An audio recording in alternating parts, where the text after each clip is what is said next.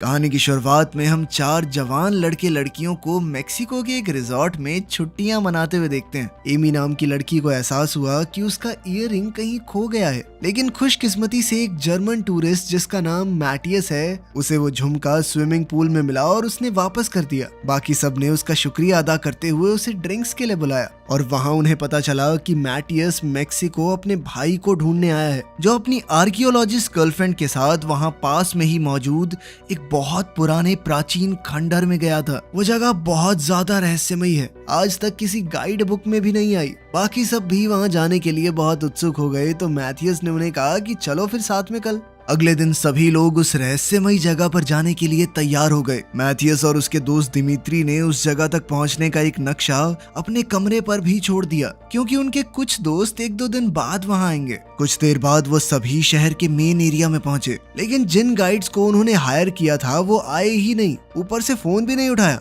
जिसके बाद उन्होंने सोचा कि अब तो टैक्सी में जाना पड़ेगा वहाँ पे। जब ड्राइवर ने मैप देखा तो उसने कहा कि मैं वहाँ नहीं लेके जाऊंगा तुम्हें। उसने कहा कि ये जगह बहुत खतरनाक है, लेकिन फिर जब ज्यादा पैसों की बात आई तो ड्राइवर ने कहा कि यहाँ से 2 किलोमीटर पहले छोड़ दूंगा, जंगल से खुद ही जाना पड़ेगा। कैब उन्हें जंगल के किनारे तक ले गई। वो लोग परेशान थे कि वापस कैसे जाएंगे, लेकिन शायद मैथियस के फोन पर सिग्नल आ रहे थे और उसने ड्राइवर का विजिटिंग कार्ड भी ले लिया। जंगल की झाड़ियों में अटकी हुई उन्हें मैथियस के भाई की जीप मिली, जिसके बाद ये पक्का हो गया कि वो यहाँ पर ही आया है। मैप को फॉलो करते हुए उन्होंने जंगल पार करना शुरू किया और रास्ते में एक तालाब के पास रुक गए। तभी उन्होंने देखा कि कुछ आदिवासी लोग उन्हें दूर से देख रहे हैं। उन्होंने कुछ बच्चों से बात करने की कोशिश भी की, लेकिन कोई रिएक्शन नहीं मिला। तभी अचानक मैथियस कुछ पत्ते और डंडियां हटाकर एक छुपा हुआ रास्ता दिखाता है। एमी को शक हुआ कि कुछ तो दिक्कत है यहाँ, रास्ते को छुपाया क्यों गया था, लेकिन जेफ ने कहा कि इन छोटी मोटी चीजों पर इतना ध्यान मत दो, और एमी को अपने साथ खींच कर आगे ले गया। काफी चलने के बाद ग्रुप को एक पुराना खंडहर मिला। उस जगह को देखकर सब लोग हैरान रह गए। एमी तस्वीरें खींचने लगी और मैथियस को अपने भाई का टेंट बिल्डिंग के ऊपर दिखा। अचानक एक आदिवासी घोड़े पर आया और अपनी जुबान में उनके ऊपर चिल्लाने लगा। घोड़ा डर गया और आगे आने से इनकार करने लगा। जेफ को लगा कि इसे पैसे चाहिए और उसे कुछ पैसे देने की कोशिश करने लगा, लेकिन उस आदमी ने मना कर दिया। थोड़ी देर बाद 2 और लोग आते हैं। मैथियस ने अपने भाई की फोटो फोन पर दिखाई। तभी एक आदिवासी उसे पकड़कर देखने लगा। तभी एमी ने फोटो लेने के चक्कर में पीछे हटकर एक पौधे पर कदम रख दिया। ये देखकर वो आदिवासी पागल हो गए और धमकी देने लगे कि मार देंगे तुम लोगों को। दिमित्री ने फोटो लेने के लिए पौधे पर चढ़कर कैमरा उठा लिया और तब तो और भी ज्यादा हंगामा हो गया। जब वो कैमरा वापस करने की कोशिश करने लगा तब तो आदिवासियों ने उसके सीने में तीर मार दिया और फिर उसके चेहरे पर गोली चला दी। बाकी सब घबरा गए और सीढ़ियों पर दौड़कर खंडर के ऊपर चढ़ गए ताकि उन आदिवासियों से बचा जा सके। उन्हें और भी लोग आते हुए दिखाई दिए जिन्होंने खंडर को हर तरफ से घेर लिया, लेकिन वो उनके पीछे ऊपर नहीं जाते। ऊपर पहुंचकर उन्हें वो जगह मिल गई जहां उसका भाई और उसकी गर्लफ्रेंड आए होंगे, लेकिन वहां एक भी इंसान नहीं था। किसी के फोन पर सिग्नल नहीं था और मैथियस का फोन अभी भी उन लोगों के पास था। खंडहर के बीच में एक गहरा गड्ढा था, लेकिन नीचे जाने का कोई सुरक्षित रास्ता नहीं था। मैथियस ने अपने भाई का नाम चिल्लाया। तभी उसे झाड़ियों में एक पैर नजर आया। जब उसने पौधे को तोड़कर देखा तो वो उसके भाई की लाश थी। जेफ ने नीचे खड़े लोगों को देखा। वो सभी खंडर के इर्द गिर्द ही कैंप बनाने लगे। मैथियस जब अपने भाई के पास से दूर हटा तो उसके हाथ पर कुछ एलर्जिक रिएक्शन हो गया, क्योंकि उसने पौधे को छुआ था। ग्रुप बैठकर सोचने लगा कि अब क्या करना चाहिए, क्योंकि ये तो साफ था कि वो आदिवासी उन्हें वापस नहीं जाने देंगे। जेफ ने कहा कि हमें बस इंतजार करना चाहिए, क्योंकि होटल वालों के पैसे थोड़ी दिए हमने। वो पुलिस को बुलाएंगे अगर हम वापस नहीं गए तो, और दिमित्री के जो दोस्त आने वाले हैं वो भी शायद उन्हें ढूंढते हुए आ जाएं। तभी उन्हें एक फोन बजने की आवाज सुनाई दी, जो कि उस गड्ढे से आ रही थी। मैथियस ने एक लालटेन उठाई और अपने शरीर पर रस्सी बांधकर नीचे उतरना शुरू कर दिया,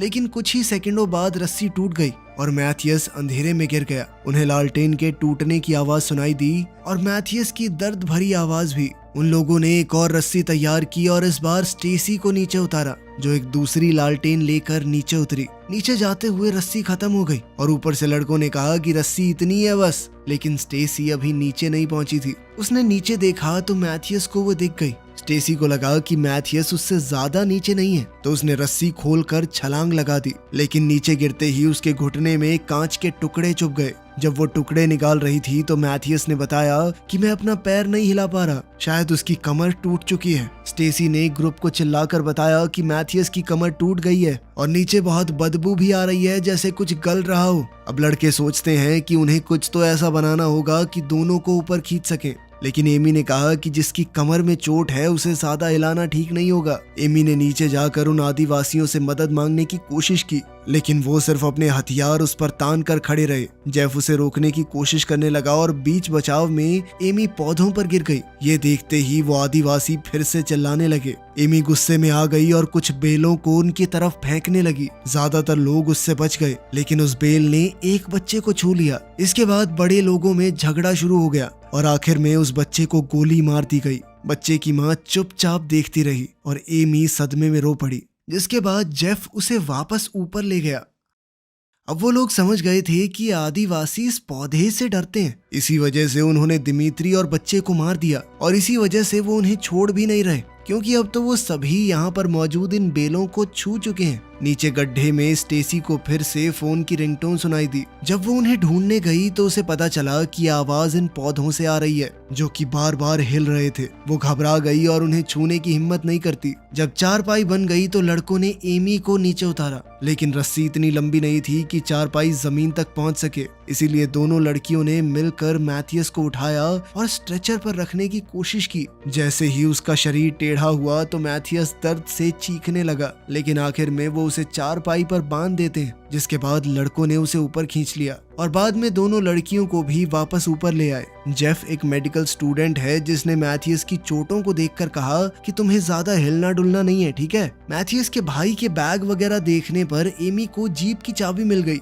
जेफ को दिमित्री का प्लेन टिकट भी मिला, जो कल सुबह का था, और उसे यकीन था कि जब वो वहाँ नहीं पहुँचेगा तो लोग उसे ढूंढते हुए जरूर आएंगे। स्टेसी के बॉयफ्रेंड एरिक ने एक लैंप को चार्ज किया और जेफ ने मैथियस को कंबल उड़ा दिया ताकि वो रात को ठंड से बच सके। जेफ बहुत परेशान था कि कहीं मैथियस को इन्फेक्शन ना हो जाए, ऐसा हुआ तो वो मर भी सकता है। रात को ग्रुप टेंट में ही सो गया। अगली सुबह जब जेफ वाइन्स पर पेशाब करने लगा तो उसे एक कंकाल दिखाई दिया। जब स्टेसी उठी तो वो बहुत ज्यादा घबरा गई, क्योंकि उसके पैर के इर्द गिर्द एक बेल लिपट गई थी। एरिक उसे खींचकर बाहर निकालने लगा और स्टेसी चीख रही थी कि उसे कुछ हिलता हुआ महसूस हो रहा है अपने अंदर। स्टेसी अब और ज्यादा घबरा रही थी, क्योंकि उसके घाव के अंदर भी बेल उग रही थी। वो चीखते हुए एरिक से कहती है कि पूरी निकाल दो, ये बाहर निकालो इसे। एरिक ने बड़ी मुश्किल से बेल को खींचकर बाहर निकाला, लेकिन स्टेसी चिल्लाती है कि उसे अभी भी अंदर कुछ महसूस हो रहा है। जेफ समझ गया कि पौधे का पोलन उसके कपड़ों और जिस्म पर चिपक चुका है, इसीलिए बेल अब उसके अंदर उगने लगी है। अब तक सब लोग समझ चुके थे कि ये पौधे शापित हैं और अगर उन लोगों ने दिमाग से काम नहीं लिया तो वो उनका शिकार कर देंगे। वो आदिवासी इसीलिए उन्हें बाहर जाने नहीं दे रहे ताकि ये पौधा पूरी दुनिया में ना फैल जाए।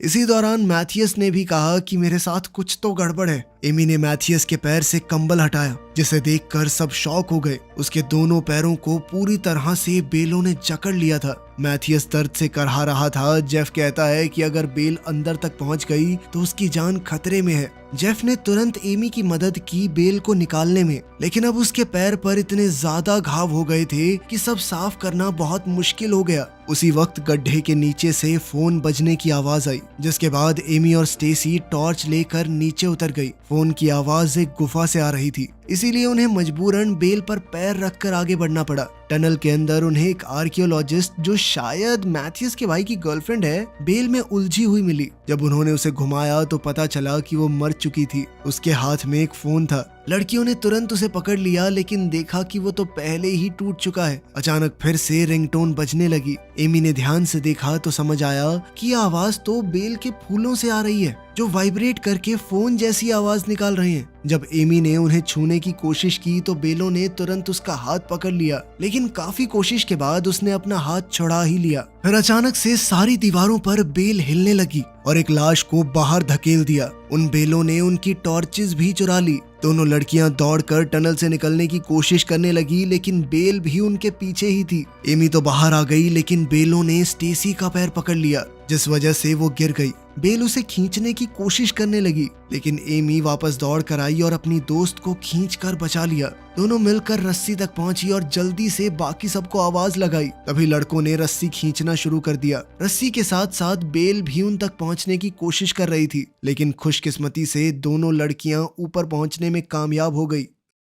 ऊपर आकर सभी लोग बैठकर डिस्कस करने लगे कि आखिर हुआ क्या और अब आगे क्या करना चाहिए। एरिक ने कहा कि हमें यहाँ से निकलकर मदद मांगनी होगी, लेकिन जेफ ने याद दिलाया कि वो नीचे खड़े हैं ना आदिवासी, गोली मार देंगे, समझा। जेफ ने कहा कि हम यूएस सिटीजन्स हैं, कोई ना कोई हमें बचाने जरूर आएगा, हमें सिर्फ तब तक यहाँ पर जिंदा रहना है। इसके बाद उन्होंने खाना और पानी निकाला। सभी लोगों ने सोच समझकर सिर्फ एक एक बुड़की खाई। जेफ ने थोड़ा पानी मैथियस को भी दिया और देखा कि उसकी हालत बहुत खराब हो गई है। तब उसने सबको बताया कि देखो, अगर इसे बचाना है तो इसका पैर काटना होगा ताकि इन्फेक्शन उसके शरीर में न फैल जाए। सबके बीच में एक और झगड़ा हुआ, लेकिन मैथियस ने खुद कहा कि काट दो इन्हें। जब लड़कियां टेंट में इंतजार कर रही थी तो जेफ ने मैथियस को शराब पिलाई और उसके मुंह में एक बेल्ट डाल दी ताकि वो दर्द होने पर उसे काट सके। एरिक ने उसके पैर को पकड़कर दबाया और जेफ ने एक पत्थर गर्म करके उसकी टांग तोड़ दी और आखिरकार उसके पास जो था उससे सर्जरी कर दी। ये एक दिन में मेडिकल स्टूडेंट से सर्जन बना है, सबसे तेज डॉक्टर है ये। मैथियस चीखने चिल्लाने लगा और एरिक को उसके ऊपर वाले जिस्म को दबाना पड़ा।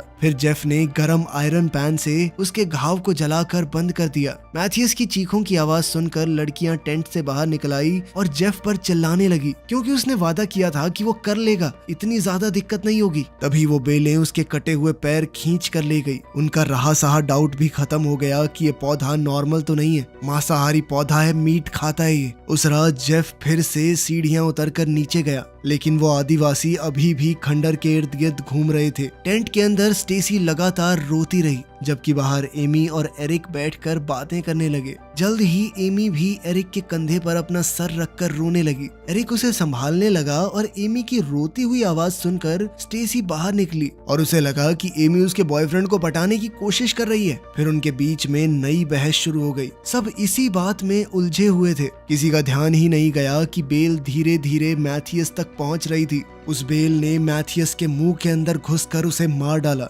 जब जेफ को ये पता चला तो वो बेल को खींचने की कोशिश करने लगा। तब तक बहुत देर हो चुकी थी और मैथियस मारा गया। ये देखकर स्टेसी घबरा गई और उसने कहा कि ये बेल मेरे अंदर भी है, मुझे भी मार देगी। वो छुरी पकड़कर देखने लगी कि कहीं मेरे अंदर बेल तो नहीं उग रही, लेकिन एरिक उसे रोक लेता है कि कहीं वो कुछ गलत ना कर बैठे। लेकिन स्टेसी ने गुस्से में चीख कर एरिक को दूर कर दिया। अचानक सबको आवाज सुनाई दी। बेल के फूल स्टेसी की आवाज को कॉपी कर रहे थे, उसकी बोली हुई लाइन को उसी की टोन में रिपीट कर रहे थे। अगली सुबह जेफ और एमी ने देखा कि वो आदिवासी खंडहर के इर्द गिर्द जमीन पर नमक डाल रहे होते हैं ताकि बेल को उसी एरिया तक सीमित रखा जा सके। जेफ ने बताया कि ये पौधा बहुत पुराना है, क्योंकि आसपास कोई जानवर भी नहीं आता। उसी वक्त एरिक ने टेंट से बाहर आकर कहा कि स्टेसी के साथ कुछ दिक्कत है। जब उन्होंने उसे देखा तो समझ गए कि उसकी खाल के अंदर बेल हिल रही है और वो चाहती है कि उसे निकाल दिया जाए।